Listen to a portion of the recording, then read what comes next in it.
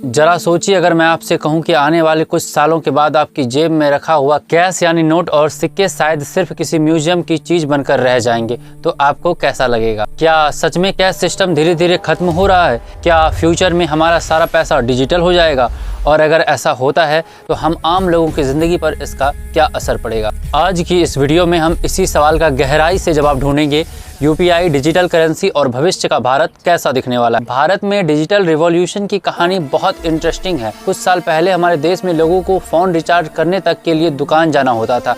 Online payment भी काफ़ी rare हुआ करती थी।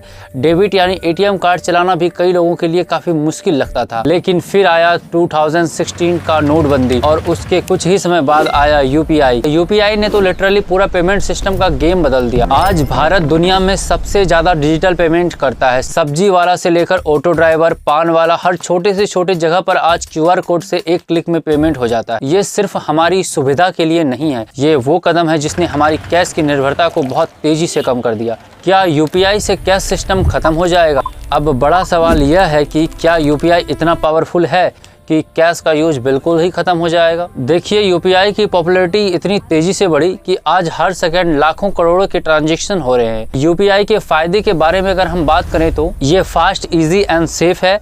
जीरो एक्स्ट्रा चार्जेस हैं। पेमेंट्स को ट्रैक किया जा सकता है, जिससे फ्रॉड होने के चांसेस थोड़े कम होते हैं।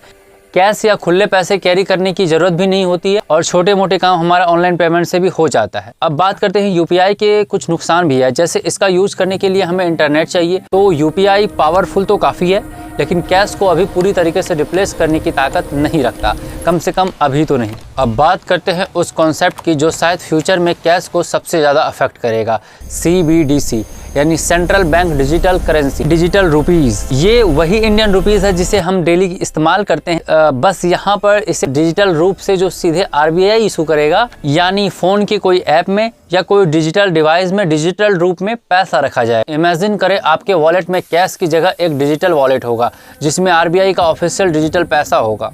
एक्चुअल में ये सिस्टम इतना स्टेबल होगा कि बिना इंटरनेट के भी पेमेंट करना पॉसिबल होगी। अब सवाल यहाँ पर भी आता है, क्या CBDC कैश को पूरी तरीके से रिप्लेस कर सकता है? इसका जवाब अगर मैं आपको बोलूँ तो कुछ हद तक हाँ, लेकिन पूरी तरीके से अभी कहना मुश्किल है। इंडिया अकेला नहीं है। आज दुनिया में 100+ देश CBDC पेमेंट सिस्टम पर रिसर्च कर रहे हैं। स्वीडन तो ऑलमोस्ट कैशलेस हो चुका है। चाइना डिजिटल युआन टेस्ट कर रहा है। ट्रेंड साफ है, world is moving toward cashless future. अब बात करते हैं एक सवाल पे, अगर कैश खत्म हो गया तो क्या हो सकता है? सबसे पहले बात करते हैं कि कैश खत्म होने की फायदे। सबसे पहला फायदा अगर हमें मिलेगा तो क्राइम रेट काफ़ी घटेगा। ब्लैक मनी रखना काफ़ी डिफिकल्ट हो जाएगा। सारे ट्रांजैक्शन को गवर्नमेंट अच्छे तरीके से ट्रैक कर सकती है, यानी कोई फ्रॉड ट्रांजैक्शन होने के चांसेस बहुत कम है।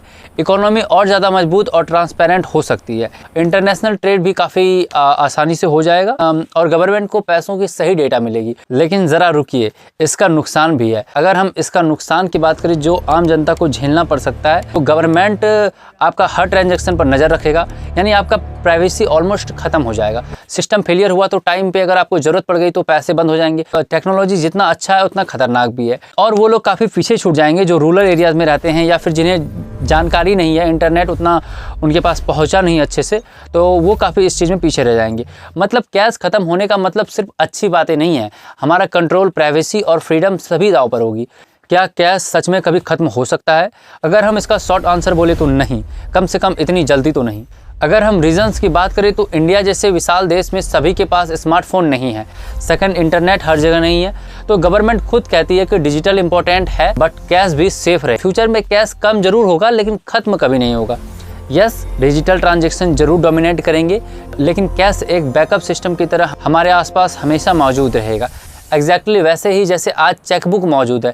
भले ही लोग चेकबुक का इस्तेमाल बहुत कम कर दिए हैं, लेकिन अभी भी ख़त्म नहीं हुई है। अगर हम 2030 को इमेजिन करें तो 80 to 90% पेमेंट डिजिटल होंगे।